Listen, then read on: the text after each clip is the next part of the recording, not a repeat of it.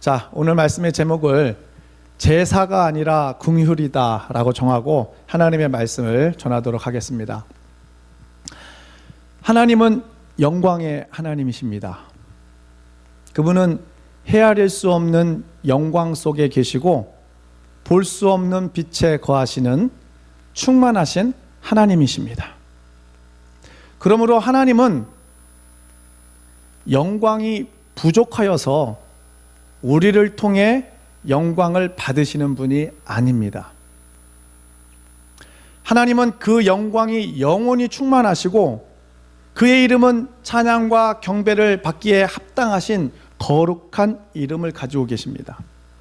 그러므로 수천 수만의 천사들이 그 거룩한 이름 앞에서 찬양을 올려드리고 또 그 보좌 앞 24장로와 거룩한 스랍들까지도 그분께 영광을 돌리고 있습니다. 하나님은 우리의 형식적인 예배와 육신적인 제사를 통해 영광을 받지 않으십니다. 하나님이 원하시는 것은 그분의 마음을 아는 것, 하나님과 함께 먹고 마시며 이야기함으로 하나님과의 관계 속으로 들어오기를 원하세요. 그리고 그 영원한 하나님의 영광 속에 우리가 함께 참여하기를 원하십니다.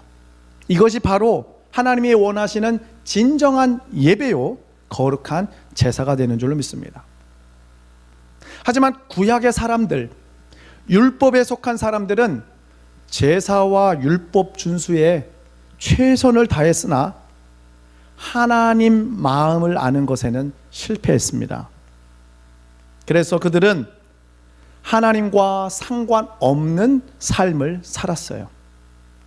그들의 삶에서는 긍휼이 나타나지 않았고 자비와 사랑이 없었습니다. 그러나 하나님 품 안에 계셨던 하나님의 아들이 세상 안으로 들어오셨어요. 그가 바로 예수 그리스도입니다. 그분은 땅에 오셔서 아버지의 마음을 사람들에게 보여주셨습니다. 그리고 긍휼이 없는 그들의 형식적 제사와 육신적 행동을 책망하셨습니다. 그래서 오늘 본문의 말씀이 예수님의 이러한 가르침들을 잘 보여주고 있어요. 그러므로 오늘 말씀을 통해서 예수님이 우리에게 가르쳐주시는 하나님의 뜻과 그리고 우리를 향한 하나님의 계획이 무엇인지 세 가지로 나누어서 함께 은혜 나누도록 하겠습니다. 자, 오늘 말씀의 첫 번째 주제입니다. 한번 따라해 보겠습니다. 예수님은 의사이시다. 자, 우리 9절 같이 한번 읽어볼까요? 우리가 읽었는데 한번 같이 읽어보겠습니다. 시작. 예수께서 그곳을 떠나 지나가시다가 마테라 하는 사람이 세관에 앉아 있는 것을 보시고 이르시되 나를 따르라 하시니 일어나 따르니라. 아멘. 예수님이 가버나움 동네를 지나가시다가 마태라고 하는 사람을 보셨어요. 그리고 마태에게 말씀하십니다. 너는 나를 따르라. 그랬더니 마태가 그 즉시로 일어나 예수님을 따라갑니다. 여러분, 예수님이 마태를 부르신 이 사건은요, 예수님이 길을 가다가 눈이 마주쳐서 즉흥적으로 마태를 부르신 그런 우연한 사건처럼 보이지만 사실은 필연적인 사건입니다. 우연을 가장한 필연적 사건이에요. 예수님은 마태를 제자로 부르실 목적으로 의도적으로 길을 떠나시고 거기로 가셨어요. 그래서 마태를 만나셨고 그를 긍휼의 눈으로 바라보셨습니다.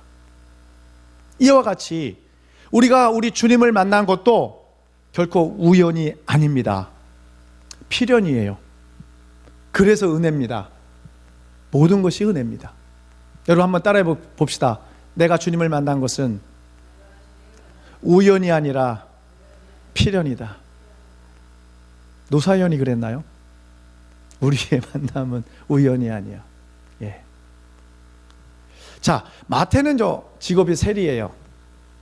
세리는 로마로부터 위임을 받아서 유대인들에게 세금을 징수했습니다. 하지만 같은 유대 민족이지만 대부분 정해진 세금보다 더 많이 세금을 거뒀어요. 그래서 당시의 세리는 유대인들에게 있어서는 자기 민족의 고효를 빨아 치부하는 악질 중에 악질이요, 또 매국노 중에 매국노요, 민족의 배반자요, 죄인 중에 죄인으로 손가락질을 받았어요.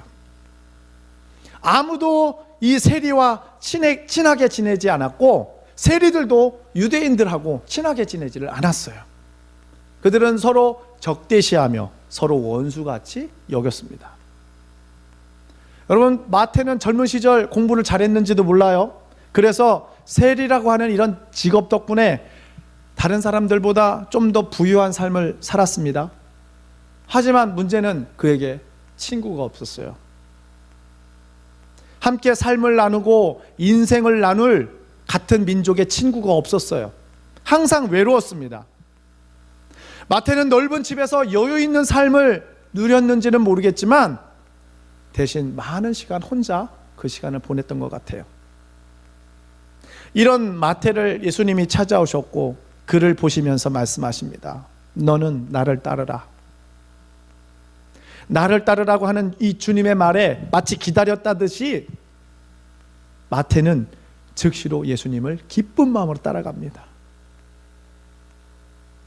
여담이지만 오늘날의 사람들, 현대인들은 그렇지가 않죠. 오히려 이 대목을 보고 따라오라고 한다고 따라가냐? 이렇게 얘기할 수 있어요. 그가 누군지 알고, 그 사람이 누군지 알고 따라가나? 이렇게 하면서 지금 이 현대인들은 계산기를 누르고 있을지도 모릅니다. 내가 예수님을 따라가는 것이 이익이 될지 손해가 될지 생각할 수도 있어요. 예수님은 마태에게 말씀하신 것 같이 지금도 저와 여러분에게 말씀하십니다. 너는 나를 따라라. 아멘입니까? 예수님은 여러분의 전 인생을 두고 말씀하십니다. 너는 나를 따르라. 이 주님의 음성에 아멘 하시고 주님을 따라가시기를 예수님의 이름으로 축복합니다. 이런 말이 있어요. 괴로워도 슬퍼도 나는 안 울어. 참고 또 참지 울긴 왜 울어. 누가 얘기했습니까? 캔디가 얘기했습니다. 캔디가. 이렇게 얘기했던 캔디처럼 예수님의 손을 잡고 주님이 인도하시는 대로 주님의 길을 따라가는 저와 여러분 되시기를 예수님으로 축복합니다. 그렇게 하면 우리가 눈으로 보지 못하고 귀로도 듣지 못하고 마음으로 생각지 못했던 하나님의 은혜와 축복이 저와 여러분의 삶에 충만할 것을 믿습니다. 아멘. 자, 우리 10절 한번 또 읽어보겠습니다. 10절 시작. 예수께서 마태의 집에 앉아 음식을 잡수실 때에 많은 세리와 죄인들이 와서 예수와 그의 제자들과 함께 앉았더니. 아멘. 마태가 조심스럽게 예수님께 말하죠. 저 예수님, 저희 집에서 식사 한번 할 수 있을까요? 물론 이게 본문에는 없습니다. 제가 만들었어요. 아마 그랬을 것 같아요. 예수님이 말씀하십니다. 당연하지, 물론이지. 이렇게 해서 예수님은 마태의 집에 들어가십니다. 여러분, 마태는 얼마나 기뻤을까요? 그동안 모두가 그와 함께 먹기를 거부했었어요. 거절했었습니다. 그런데 예수님께서 자기 집에 오시겠다고 말씀하십니다. 그리고 함께 먹고 마시고 이야기하자고 말씀하세요. 세리는 너무나 기뻐가지고 자기의 모든 친구들은 부릅니다. 여러분, 누가 왔을까요? 세리의 친구들은 누구였을까요? 세리예요, 세리. 유유상종, 초록은 동색. 예, 또 뭐가 있습니까? 세리 마태와 비슷한 처지의 환경, 그리고 외롭고 친구가 필요한 사람들이 모였습니다. 당시 손가락질 받았던 세리와 죄인들이 예수님과 함께 앉아서 먹고 마시고 있었어요. 이렇게 함께 식사하는 일은 예수님의 사역 중에서 매우 중요한 사역 중에 하나입니다. 식사는 단순히 음식을 먹는 일만이 아니라 마음을 나누는 대화가 들어있기 때문에 그래요. 그래서 유대인들의 식사 시간은 굉장히 깁니다. 여러분의 식사 시간은 어떻습니까? 짧습니까? 깁니까? 대답을 안 하시는 거 보니까 기세요? 길어요? 짧아요. 저희 집도 짧아요. 솔직하게 말씀드렸어요. 길어지기를 축복합니다.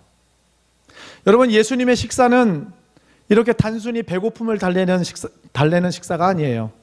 그 속에서 함께 먹는 사람들을 위로하고 격려하고 때로는 책망하며 하나님께로 돌아오도록 요청하는 그런 식사 자리였습니다. 여러분들도 예수님처럼 이웃과 자주 식사하시기를 예수님의 이름으로 축복합니다. 정말 친한 사람들만 같이 식사하는 것이 아니라 정말 내가 꺼려하는 사람, 또 나를 꺼려하는 사람들과 같이 만나서 함께 식사하시기를 예수님의 이름으로 축복합니다. 그래서 용서하고 용서받고 화해하고 이해하는 시간들로 채워지기를 예수님의 이름으로 축복합니다. 자, 이렇게 예수님이 식사를 하셨는데 우리 11절 같이 보겠습니다. 11절 같이 한번 읽어보겠습니다. 시작. 바리새인들이 보고 그의 제자들에게 이르되 어찌하여 너희 선생은 세리와 죄인들과 함께 잡수시느냐. 예. 이것을 바리새인들이 봤어요. 예수님이 세리 마태의 집에 들어가서 함께 죄인들과 잡수시는 것을 바리새인들이 봤어요. 아니 예수님, 저 매국노 집에 들어갔다고요? 저 민족의 배반자 집에? 그들은 불만으로 가득했습니다. 그래서 예수님의 제자들에게 따지듯 말합니다. 왜 너희 선생은 세리들과 죄인들과 같이 잡수시느냐? 아니 예수님, 왜 저런 못된 놈들 세리와 죄인들이랑 식사를 같이 하십니까? 왜 죄인들이랑 어울리십니까? 그러고도 당신이 이스라엘의 구원자이십니까? 이렇게 말은 안 했지만 그렇게 생각했었을 것 같아요. 예수님, 거룩함을 유지해야지요. 거룩함을 스스로 저버리는 것은 안 됩니다. 예수님은 우리랑 같이 먹어야 해요. 우리와 같이 율법을 지키는 자와 같이 먹었어야지요. 이것이 바로 당시 하나님을 섬기던 유대인들의 사고방식이었어요. 여러분의 생각은 어떻습니까? 바리새인들의 말이 맞습니까? 틀립니까? 참 어려운 질문이죠. 그러나 이 어려운 질문에 예수님이 이렇게 말씀하십니다. 우리 12절 한번 같이 읽겠습니다. 12절 시작. 예수께서 들으시고 이르시되 건강한 자에게는 의사가 쓸데없고 병든 자에게라야 쓸데있느니라. 아멘. 너희 바리새인들아, 이 사람들은 모두 영적으로 병든 자들이야. 그래서 그들은 의사가 필요해. 내가 의사로서 이 땅에 왔단다. 그러므로 나는 내게 오는 모든 자를 치료하여 온전케 할 것이다. 이렇게 말씀하세요. 그러시면서 이어서 13절에 이렇게 말씀하십니다. 13절 같이 읽겠습니다. 시작. 너희는 가서 내가 긍휼을 원하고 제사를 원하지 아니하노라 하신 뜻이 무엇인지 배우라. 나는 의인을 부르러 온 것이 아니요 죄인을 부르러 왔노라 하시니라. 아멘. 예수님의 사역 중에 직접적으로 배우라 라고 하셨던 이 말씀이 포함되어 있는 말씀이 세 번이 있습니다. 첫 번째는 넘겨주세요. 마태복음에 있습니다. 한번 같이 읽겠습니다. 시작. 나는 마음이 온유하고 겸손하니 나의 멍에를 메고 내게 배우라. 그리하면 너희 마음이 쉼을 얻으리니. 바로 온유하고 겸손한 예수님의 마음을 배우라 라고 말씀하셨죠. 그 다음에는 무화과나무의 비유를 배우라고 말씀하십니다. 같이 읽겠습니다. 시작. 무화과나무의 비유를 배우라. 그 가지가 연하여지고 잎사귀를 내면 여름이 가까운 줄 아나니. 아멘. 이 두 번째 배우라고 얘기하셨어요. 그리고 세 번째 뭘 배우라고 하느냐? 바로 오늘의 본문입니다. 다시 한번 읽어보겠습니다. 시작. 너희는 가서 내가 긍휼을 원하고 제사를 원하지 아니하노라 하신 뜻이 무엇인지 배우라. 나는 의인을 부르러 온 것이 아니요 죄인을 부르러 왔노라 하시니라. 너무나 중요하다는 겁니다. 이 말이. 여러분 배우시기를 예수님의 이름으로 축복합니다. 여러분, 예수님은 죄인을 불러 회개케 하고 의롭게 하기 위해서 오셨어요. 그러므로 스스로 의인이라고 하는 사람은 그리스도와 상관이 없습니다. 예수님은 하나님 아버지의 마음을 가지고 이 땅에 오셨어요. 긍휼, 자비의 마음입니다. 그러므로 우리의 영적 생활은 종교 생활이 아니라 긍휼과 자비의 생활이 되어야 합니다. 우리는 하나님의 말씀을 잘 알고 있지만 하나님의 마음은 잘 몰라요. 헌금하고 예배에 참석한다고 해서 다 의인이 아닙니다. 긍휼과 자비, 즉 하나님의 마음을 알고 실천하는 것이 더 중요한 줄로 믿습니다. 그래서 예수님이 우리에게 이렇게 말씀하세요. 너희는 이 말씀이 무슨 뜻인지 반드시 배워라. 한번 따라해 보겠습니다. 나는 긍휼을 원하고 제사를 원하지 아니하노라. 나는 의인을 부르러 온 것이 아니요 죄인을 부르러 왔노라. 여러분, 바로 우리가 바로 죄인인 줄로 믿습니다. 우리를 부르러 오셨어요. 이 말씀의 은혜가 저와 여러분에게 충만하기를 축복합니다. 자, 오늘 말씀의 두 번째 주제입니다. 한번 따라해 보겠습니다. 예수님은 신랑이시다.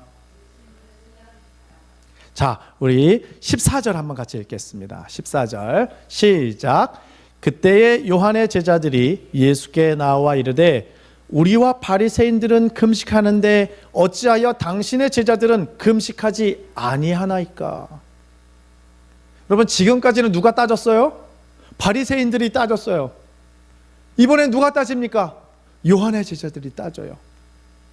이번에는 제자들에게 따지는 게 아니라 예수님께 직접 와서 따집니다. 아니, 우리와 바리새인들은 금식하는데 왜 당신의 제자들은 금식하지 않습니까? 요한의 제자들은 굉장히 이상하게 생각했어요. 왜 다들 금식하는데, 전통을 따라서 금식하는데 왜 예수님의 제자들은 금식하지 않지? 왜 그들은 조상의 전통을 지키지 않는 걸까? 금식하지 않는 걸 보니 이 사람들은 세속적인 사람이구나. 예수의 제자들은 거룩을 추구하지 않는 사람들이구나. 요한의 제자들과 바리새인들은요, 때가 되면 정기적으로 자주 금식을 했습니다. 그들은 규격화되고 규칙적인 신앙생활을 아주 자연스럽게 그리고 자랑스럽게 생각했어요. 그래서 때가 되면 금식하고 또 스스로를 고통스럽게 하는 유대의 전통을 따라서 자신들의 높은 신앙심을 쌓아갔습니다. 반대로 그렇지 못한 사람들을 판단하고 정죄했어요. 하나님의 말씀이 아니라 자기 기준, 자기 의로움으로 남을 판단하고 비판합니다. 자기의 신앙 열심이 기준이 되어서 그보다 못한 사람들을 판단하고 자기보다 아래로 봅니다. 여러분, 금식하면 거룩해지고 금식하지 않으면 세속적으로 바뀝니까? 절대 아니죠. 그래서 예수님이 이렇게 말씀하십니다. 15절에 예수께서 그들에게 이르실 때 혼인집 손님들이 신랑과 함께 있을 동안에 슬퍼할 수 있느냐? 그러나 신랑을 빼앗길 날이 이르리니 그때에는 금식할 것이니라. 여러분, 옛날부터 사람들은 기쁘고 즐거운 일이 있으면 잔치를 했어요. 그래서 백일잔치, 돌잔치, 생일잔치, 결혼잔치, 그리고 지금 많이 사라졌지만 환갑잔치, 칠순잔치, 팔순잔치 등 굉장히 좀 다양하죠. 그 중에 제일 기쁘고 큰 잔치는 여러분 어떤 잔치입니까? 결혼잔치예요. 맞죠? 결혼잔치는 양가 부모와 양가의 모든 친척이 다 모여요. 그리고 결혼잔치는 제일 크고 기쁘고 즐겁습니다. 그래서 돈도 제일 많이 들어요. 예수님은 지금 예수님과 함께 있음을 제일 큰 잔치, 제일 돈이 많이 들어가는 결혼잔치에 지금 비유하고 있습니다. 그래서 예수님은 신랑이요, 제자들은 신랑을 즐거워하는 손님으로 비유하고 계세요. 그러니 어떻게 금식할 수 있느냐라고 반문하세요. 하나님 아버지가 가장 큰 돈을 들여서 마련한 결혼잔치에서 초대받은 손님들이 어떻게 슬퍼하며 금식할 수 있느냐라고 되물으세요. 여러분, 우리가 예수 그리스도와 함께 있으면 그날은 천국 잔치날인 줄로 믿습니다. 우리가 예수 그리스도와 함께 있으면 날마다 하나님 나라 잔치날이에요. 여러분, 예수님이 말씀하십니다. 나의 제자들은 지금 신랑과 함께 있다. 그러므로 그들은 지금 기뻐할 때다, 슬퍼할 때가 아니다. 그러나 신랑을 빼앗길 날이 올 거야. 신랑이신 예수 그리스도가 십자가에 못 박혀 죽는 날이 올 거야. 너희들이 강제로 신랑을 빼앗아가는 날이 올 거야. 그때는 슬퍼하고 금식할 거야. 그러나 지금은 아니야. 이렇게 말씀하셔요. 여러분, 우리가 예수 그리스도와 함께 있다면, 이것이 느껴지고 이것이 알아진다면 우리는 천국 잔치 중에 있는 줄로 믿습니다. 이러한 은혜가 여러분 충만하시길 예수님으로 축복합니다. 오늘 말씀의 세 번째 주제입니다. 한번 따라해 보겠습니다. 예수님은 새 포도주이시며 새 부대이시다. 이어서 예수님이 이렇게 말씀하십니다. 우리 16절, 17절 같이 읽어보겠습니다. 시작. 생배 조각을 낡은 옷에 붙이는 자가 없나니 이는 기운 것이 그 옷을 당기어 헤어짐이 더하게 되며 새 포도주를 낡은 가죽 부대에 넣지 아니하나니 그렇게 하면 부대가 터져 포도주도 쏟아지고 부대도 버리게 됩니다. 새 포도주는 새 부대에 넣어야 둘 다 보존되느니라. 아멘. 여러분, 포도주 마셔보셨습니까? 많이 마셔보셨어요? 어떻습니까? 제가 듣기로는 기분이 좋아진답니다. 그리고 굉장히 왠지 모르는 기쁨이 생긴답니다. 마찬가지로 예수님은요, 하늘에서 내려온 새 포도주예요. 원산지가 어디라고요? 하늘이에요. 하늘. 하나님이에요. 하나님. 그래서 누구든지 이 하늘에서 내려온 새 포도주를 마시면 하늘 기쁨으로, 하늘의 성령으로 취하게 됩니다. 아멘. 또한 예수님은 이 하늘 포도주를 담고 이 땅에 오신 새 부대예요. 그래서 예수님 안에는 하나님의 모든 신성이 육체로 거하시고 예수님 안에는 하늘에 속한 모든 복으로 충만하다고 성경은 말하고 있습니다. 그러므로 새 포도주는 하나님의 성령과 천국 복음을 상징하고 있고 하나님 나라의 충만한 기쁨을 의미하며 장차 올 하나님 나라의 새로운 영적 질서를 상징하고 있어요. 그리고 새 가죽 부대는 그 포도주를 담는 그릇으로서 거듭나고 새롭게 된 하나님의 자녀들을 상징하고 있습니다. 그렇다면 오래된 포도주, 묵은 포도주는 무엇을 의미할까요? 이것은 땅에 속한 포도주를 말합니다. 물론 이것도 마시면 취하고 기분이 좋아지겠지만 그 본질은 땅에 있어요. 결코 하늘이 아닙니다. 오래된 포도주는 율법주의, 전통주의 등 오래된 질서를 의미합니다. 그리고 낡은 부대는 오래된 질서를 담는 그릇, 즉 요한의 제자들과 바리새인들처럼 율법과 전통을 통해서 자기들의 의를 쌓으려고 하는 사람들을 의미해요. 이처럼 오래되고 낡은 부대는 오래된 포도주를 담고 있습니다. 그래서 이 낡은 부대는 결코 새 포도주를 담을 수가 없어요. 그러면 부대가 터져버려 포도주가 쏟아지고 부대도 버리기 때문입니다. 그래서 예수님이 이렇게 말씀하세요. 요한의 제자들아, 그리고 바리새인들아, 너희는 낡은 가죽 부대다. 너희 속에는 조상의 전통과 곧 버려질 옛 것들로 가득하다. 너희는 먼저 그것들을 버려라. 그렇지 않으면 새 포도주를 담을 수가 없다. 이렇게 말씀하세요. 여러분, 새 포도주는 새 부대에 담아야 합니다. 그래야 둘 다 보존됩니다. 우리는 새 부대가 되어야 할 줄로 믿습니다. 그렇다면 우리는 어떻게 해야 새 부대가 될 수 있을까요? 성령과 말씀으로 거듭나야 될 줄로 믿습니다. 주님과 연합해야 될 줄로 믿습니다.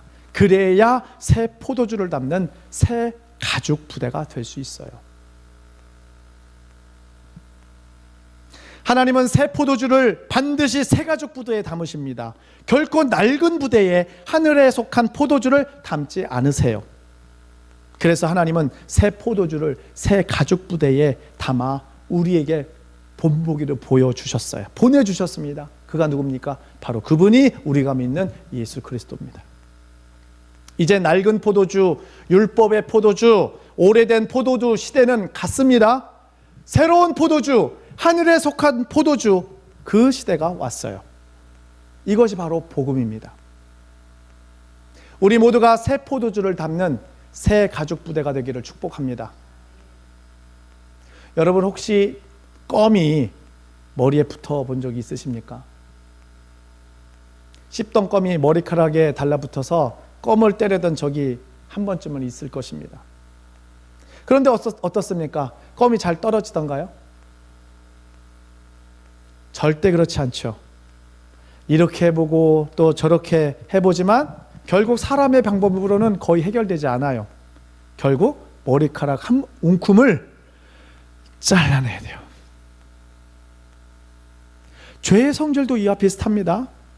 일단 죄가 내 속에 들어오면 나도 모르게 남을 비난하게 되고요, 정죄하게 돼요. 자기 기준으로 남을 비교하고 자기 열심, 자기 의로움으로 가득해져요. 죄는 마치 끈적끈적한 껌처럼 우리에게 달라붙어서 좀처럼 떼어내기가 어렵습니다. 그래서 사람이 죄를 지으면 껌이 머리에 붙은 상태와 비슷해요. 굉장히 불쾌해집니다. 이 상태가 바로 죄가 나를 통제하고 나를 지배하는 상태예요. 내가 죄의 포로가 된 상태이며 마귀의 종된 상태입니다. 죄는 뱀의 독과 같아서 절대로 스스로 독을 해독할 수가 없어요. 마치 머리카락을 잘라내야 껌에서 해방되듯이 죄를 지은 육체는 반드시 죽어야만 죄에서 해방됩니다. 죄값을 치러야 해요. 그래야 해결됩니다. 왜냐하면 죄의 삭은 사망이기 때문에 그래요. 그래서 예수께서 모든 죄인을 위해서 대신 죽으셨어요. 마귀의 종된 우리를 대신해서 예수님이 죽으셨습니다. 예수님이 대신 죄값을 치르셨어요. 이것이 바로 구속이라고 하는, 대신 값주고 샀다고 하는 뜻의 말입니다. 마치 아담 안에서 모든 인류가 죄인이 되어서 사망에 이른 것과 같이 예수님 안에서 모든 인류가 죄에 대하여 죽은 자가 되고 예수님 안에서 우리 모두가 무덤에서 부활한 자가 되었어요. 한번 따라해 보겠습니다. 예수님 안에서 우리는 죄에서 죽은 자가 되었고 예수님 안에서 우리는 무덤에서 부활한 자가 되었다. 아멘. 그래서 에베소서 2장 4절에서 6절은 이렇게 말합니다. 한번 같이 읽겠습니다. 에베소서 2장 4절에서 6절 시작. 긍휼이 풍성하신 하나님이 우리를 사랑하신 그 큰 사랑을 인하여 허물로 죽은 우리를 그리스도와 함께 살리셨고 너희는 은혜로 구원을 받은 것이라. 또 함께 일으키사 그리스도 예수 안에서 함께 하늘에 앉히시니. 아멘. 우리의 위치는요 지금 그리스도의 보좌와 함께 앉아 있습니다. 아멘. 여러분 믿으시길 바랍니다. 우리는 이제 그리스도 예수 안에서 죄에 대하여 죽은 사람들이에요. 우리는 이제 우리를 정죄하는 율법에 대해서 죽은 자들이에요. 그래서 우리는 율법이라고 하는 남편과 완전히 이혼한 사람들입니다. 율법이 나를 지배할 수가 없어요. 왜? 우리의 육체가 그리스도로 말미암아 이미 죽었기 때문에. 그래서 우리는 예수님과 연합함으로 새 포도주를 담는 새 가죽 부대가 된 줄로 믿습니다.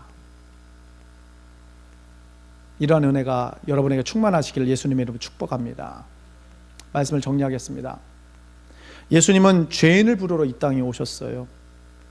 주님은 죄인들과 함께 먹고 마셨으며 그들과 이야기하고 그들의 삶을 만져주셨습니다. 그러나 이를 바라보는 사람들은 예수님을 도무지 이해할 수가 없었어요. 그들은 예수님께 여러 가지 질문을 하고 따져보았지만 여전히 이해할 수가 없었어요. 그래서 결국 그들은 예수님을 배척하고 떠납니다. 그러나 하나님 앞에 자기가 죄인임을 알고 소망이 없이 살던 가난한 사람들은 예수 그리스도께 나옵니다. 그들은 예수 그리스도를 통해서 살아계신 하나님을 보게 되고 또 그 안에 넘치는 하늘 보화를 발견하게 되었어요. 여러분, 마태가 그런 사람 중에 한 사람입니다. 마태는 영적으로 분명히 환자임을 자기 자신이 알았기 때문에 의사이신 예수 그리스도를 단번에 따라갔고요, 결국 그는 새 포도주를 담는 영광스러운 새 가죽 부대가 되었어요. 마태가 담은 이 새 포도주는 하나님 나라 잔치에 쓰일 거룩한 새 포도주인 줄로 믿습니다. 이 새 포도주는 하늘에서 나는 가장 최고급 포도주요, 장차 하늘나라에서 우리가 영원히 마시게 될 거룩한 포도주입니다. 하지만 아무나 이 새 포도주를 담을 수가 없어요. 누구든지 새 포도주를 담으려면 새로운 가죽 부다가 되어야 할 줄로 믿습니다. 이 모형이 바로 우리가 믿는 예수 그리스도예요. 예수 그리스도는 그 자체로 새 포도주이시며 그 자체로 새 포도주를 담는 새 가죽 부대이십니다. 그러므로 우리는 예수 그리스도를 떠나서는 아무것도 할 수 없고 오직 예수 그리스도와 연합함으로 새 가죽 부대가 될 수 있는 줄로 믿습니다.